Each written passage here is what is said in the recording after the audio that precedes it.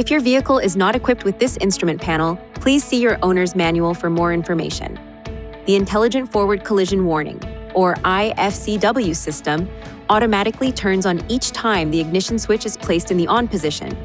It can help alert the driver when there is sudden braking of a second vehicle traveling in front of the vehicle directly ahead in the same lane.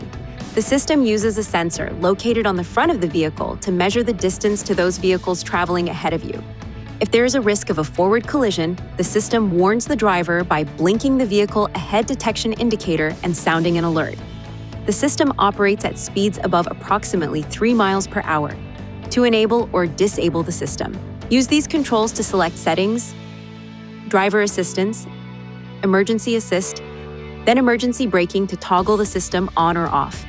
Turning the system off will also disable the automatic emergency braking with pedestrian detection system. This warning light will illuminate. To ensure proper function of the system, keep these areas clean and free of obstruction.